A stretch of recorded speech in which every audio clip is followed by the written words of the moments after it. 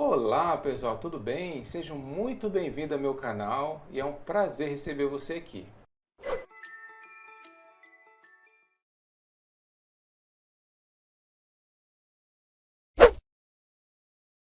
Pessoal, no vídeo de hoje nós vamos falar sobre esse erro aqui, ó. Run piscando 2 vezes a cada 8 segundos para atender esse equipamento aqui, ó, Atuale Eco.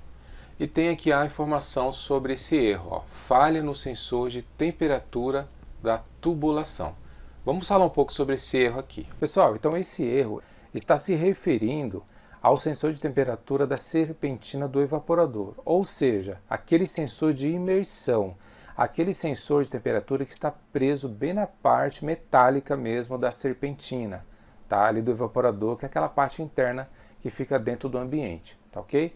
Então você removendo aquela tampa branca, você vai ter acesso aí à serpentina do evaporador. Ali, mais ou menos do lado direito, vai ter ali junto à serpentina de cobre uma estrutura, tá? Como se fosse um encaixe, onde esse sensor vai estar encaixado bem em contato metal com metal desse sensor com a serpentina, justamente para garantir que a temperatura que vai ser coletada ali, que vai ser captada, se refere à temperatura ali realmente da serpentina, tá? Por isso que fala que é sensor de temperatura de imersão, tá? Que ele está realmente preso na parte metálica da serpentina, tá? Então, quando esse sensor dá problema, apresenta o erro. Então, com certeza, ou ele está aberto, ou ele está em curto-circuito, ou está descalibrado. Então, o que você precisa fazer? Então, você precisa tirar ele da placa e fazer a medição, igual medir um resistor mesmo, tá? O sensor de temperatura, ele tem uma propriedade de resistividade, é como se fosse um resistor, tá? Deve-se pegar um multímetro, colocar na escala para medir resistividade, que é a escala de ohms, pegar as pontas de prova, colocar nas extremidades do sensor e ver.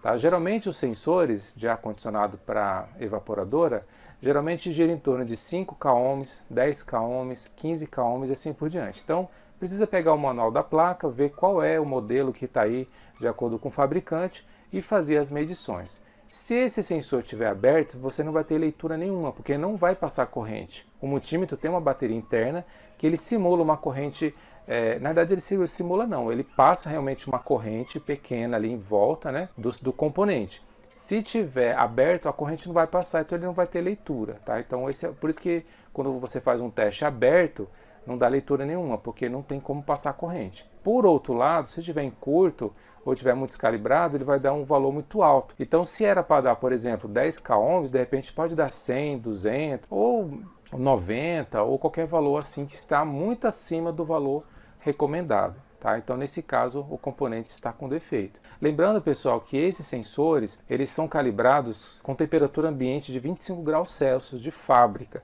Então, os 10 k ohms, por exemplo, ele vai estar nesse valor a temperatura de 25 graus Celsius. Então, dependendo da região que você tiver, precisa avaliar. Tá? Geralmente tem uma tabela, tá, que você pode ver. Se você tiver uma temperatura muito baixa, por exemplo, uma temperatura na região sul, que é um pouco mais frio, você vai ter valores de resistividades maiores.